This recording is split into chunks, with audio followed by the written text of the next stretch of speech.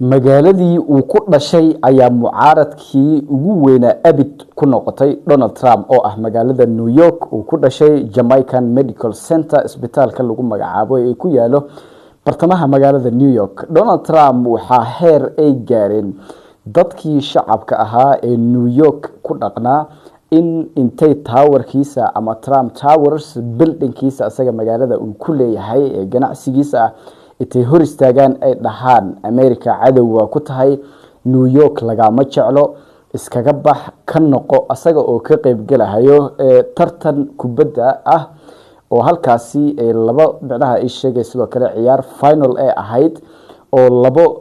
team oo ka tirsan New York Knicks kuwa lagu magacaabo iyo waliba sidoo kale ama NYPD gamekan xasaasiga ah sidoo kale micnaha ay sheegay lagu qaadahay kaabka ama trophy-ga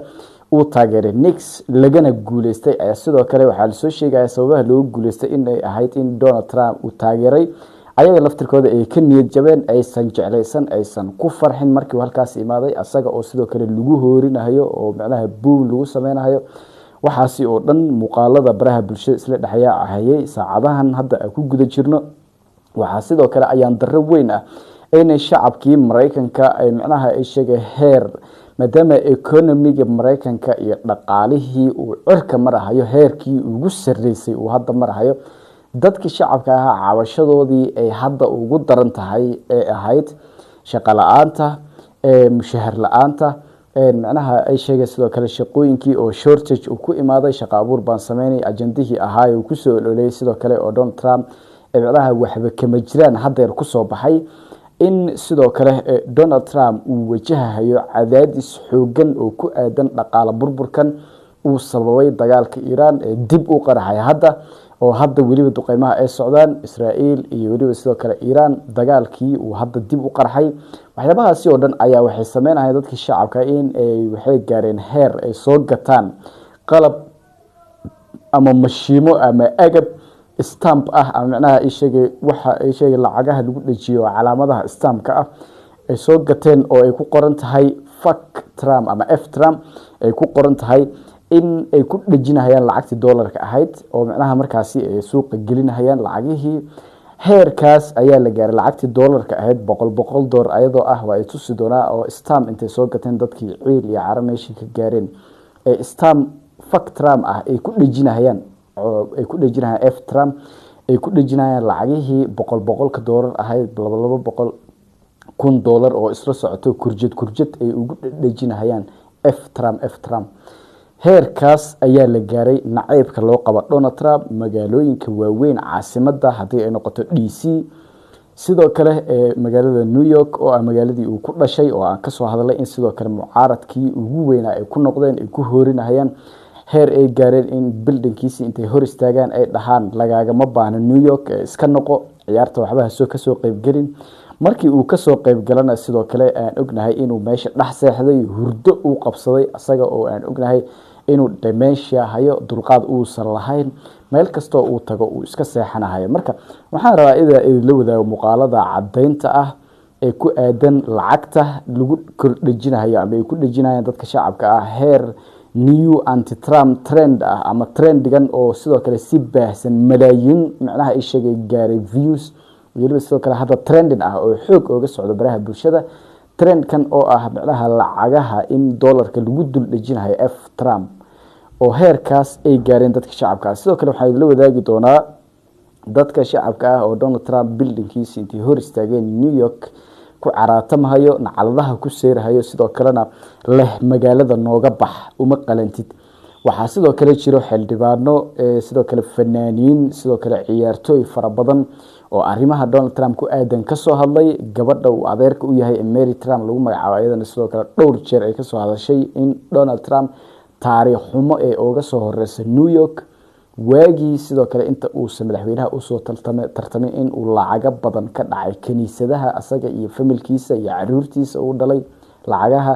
kaniisadaha loo yaboohay ama loogu talagalay in dadka macnaha ay shay u baahan ama meelaha u baahan diinta Kristanka lagu maalgeliyo waana sababta hadda uusan u jeclaysan oo loo bartilmaameedsado sidoo kale antichrist loogu shaabaday Donald Trump inuusan diinta Kristanka aysan dhab ka ahayn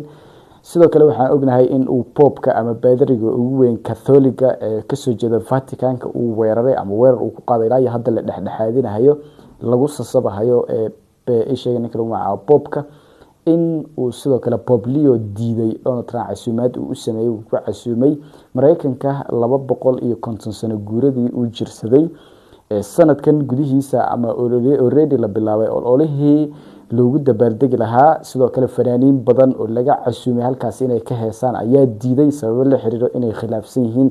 Donald Trump waxyaabihii ay kula soo ololayeen maadaama ay Republican yihiin intooda badan hand picking uu ku sameeyay ama uu u magacaabay inay ka soo qayb galaan ololahaas iyo waliba sidoo kale birthday-giisii ama dhalashadiisii asaga in uu la qaadsiiyay asaga oo qaban karay sanadka bilowgiisa qaban karay April qaban karay March qaban karay dhalashada Mareykanka ee macnaha isheegay 250 sano uu jirsaday waxaas oo uu qaban karay balse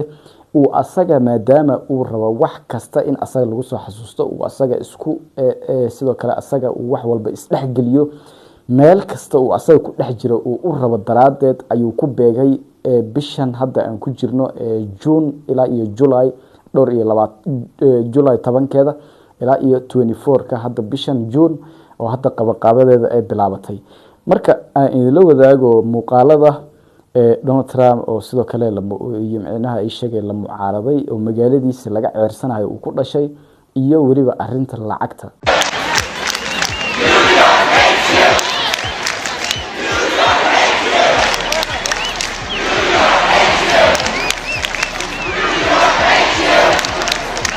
All right, everybody, we got to talk about the absolutely atrocious vibe shift happening on the ground in New York City due to one person, and that is Donald Trump. I'm not just making this political for no reason. Donald Trump is actually touching down in New York City to go to the Knicks games, and they're already closing some streets. It's hurting the fans' ability to go to the game or to go watch the game in certain sida arkaysan wadooyinkii ayaa la xiray uu ka qayb galay uu daawaday laakiin uu ku dhex hurdooday meesha waa ogeyn wixii ka dhacay meesha sidaas si la mid ah Donald Trump oo arintan ay backlash weyn ku noqonayso taariikhda ma dhicin madaxweyne magaaladii uu ku dhashay asaga sidan looga nacab yahay Mareykanka waana markii ugu horeysay oo wax noocan uu dhacayo waana sababta Donald Trump uu u noqday madaxweynihii ugu xumaa abid ee Mareykan Soomar taariikhda dadka heer nacabka ay nacab yihiin ay ka gaareen ayaa sidoo kale waxay sameynayaan inay lacagta ku duldajiyaan stamp ah asaga ay ku aflagaadeynayaan fuck f Trump ah ay ku duldajinayaan si ay u boycott gareeyaan economiga ee macnaha ishaga skyrocketing uu noqonayo saacad ka dambeyso shidaalka galonkii uu $6 marahayo gobolada qaar $7 uu ku sii dhadhow yahay wax walba uu faraha ka baxay hadda ka hadalkooda xataa la dhibsaday in shidaalka iyo sare u kac maalin ka dambeysa ku imaanayo waxaas dadka inay ka hadlaan xataa ama ka hadalka la dhibsaday iska badaa wax kale in dadka baabuurka haystaan iyo wax kale bilyaneerada kaliya ee nolosha u fududahay dadka asay saaxiibadii ah ee bilyaneerada kaliya ay awoodaan hadda economigan uu Mareykanka ku jiro kaliya qof bilyaneer uu awoodo dadkii hard working ka ahaa ee ayaga lagu taajiray lacagahoodii dadkan aan canshuurta bixinin ee bilyaneerada ah lacagtii ee macnaha laga qaadi lahaa ee canshuurta ahayd ayaga laga qaaday ama la dur saaray isla dadkii haddana lagu ciqaabahay economigii iyo dhaqaalihii Mareykanka taasna ay gaarsiisay heerkulkii ugu sareeyay dadka shacabka ah iyo waliba heer ay gaareen in ay lacagta ku daldajiyaan qaar badan oo kamid ah qolooyinkan conservative-ka ama cunsuriyiinta ay waxay ku odeynayaan dadkan shacabka dimuqraadiyiinta iskugu jiro waliba sidoo kale Republicanka dhamaan iskugu jiro ayaa saaxiibadii ugu dhawaad Donald Trump waxay ku odeynayaan in ay arintan illegal tahay balse illegal ma aha waana freedom of speech sida caadiga ah wala xir muuqaalkii la daawo Trump supporters are losing their minds because this new trend is taking hold. People are purchasing Trump stamps and stamping their US currency with it. While many Trump supporters are claiming this is illegal, it's not illegal. This is free speech and doesn't violate any laws.